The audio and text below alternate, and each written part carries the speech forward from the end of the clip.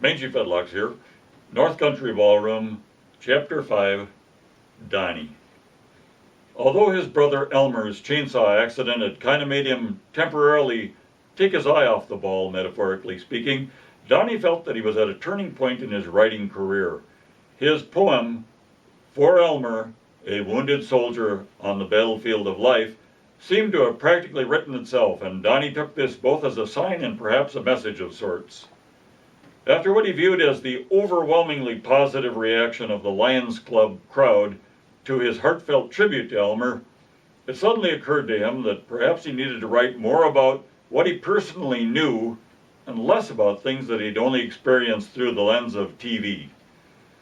While he still viewed many of his earlier works as socially significant, he believed that perhaps they had been written over the heads of many in the local audience. For example, his poem, A Penny for My Thoughts, which he couldn't even read anymore without winding up in about a 3-day bender, spoke evocatively of his secret admiration for the actress Angela Cartwright, who played Penny Robinson in the 1960s TV series Lost in Space. Regrettably, very few people appreciated or got what Donny believed to be its brilliantly subtle references.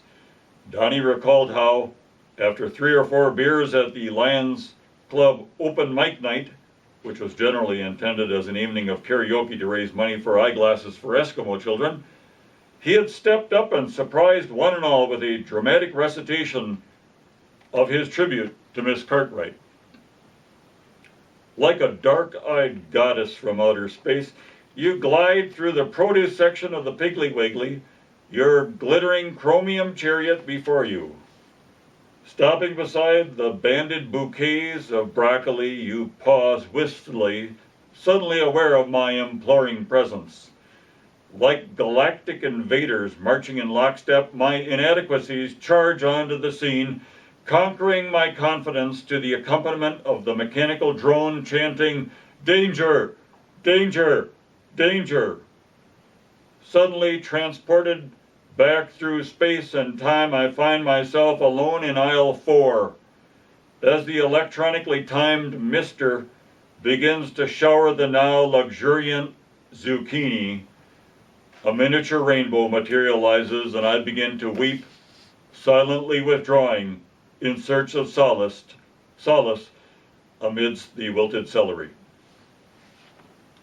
In retrospect, Donny realized that performing his poem, while slightly loaded, had probably been a bad idea, since in his haste to get to the meat of the poem, he'd forgotten to state its title to the audience. He was sure that by having not properly provided the audience with the critical contextual information contained solely within the title, many in the audience were left in the dark as to its meaning. That was not to say that no one enjoyed it, however. Bowser Guttormson, who Donny pretty much couldn't stand, had come up to him afterwards and said that he had done a fantastic job. However, when he added, "Jesus, Donny, I didn't even know you could sing," Donny figured that Bowser couldn't have been listening too intently. Why Donny wanted so badly to be a poet was a mystery to nearly everyone in Porter's Hill, but not to Donny. Donny steadfastly clung on to the mistaken notion that if he could just establish himself as a serious poet, he might win back the affection of his high school sweetheart, Lorraine.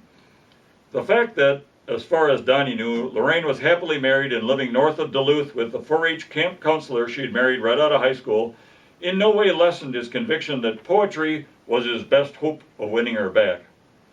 This obsession of Donny's was totally based on Lorraine's reaction to a poem he had written during his senior year, a poem which Lorraine had, with uncharacteristic enthusiasm, declared to be pretty good. Unfortunately, the intent and meaning of the poem had entirely eluded the literal-minded Lorraine.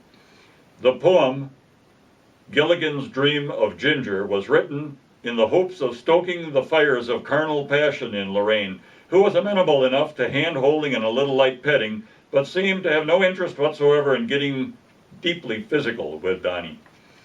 Since Donny dared not openly broach the subject of sex with Lorraine, he hoped that, hearing his poem, she would put 2 and 2 together and realize that she, red-haired beauty that she was the ginger in the poem, and that he was in turn Gilligan. Unfortunately, Lorraine was what Mrs. Heckelman, their high school English teacher, referred to as profoundly obtuse. Gilligan's Dream of Ginger by Donald Hanson. Sailing quietly toward the Bermuda Triangle of life, you are the sunken treasure for which I search. Under an imperious moon, my gleaming ship with sails full set proceeds undaunted, her mast straight, hard, and rigid against the wind.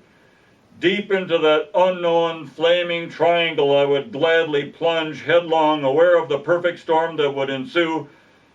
Though lightning flashes, the earth shakes, and the sea trembles, my stalwart mast would remain unbent, a tower of strength in the midst of that crimson sea. Thanks for listening.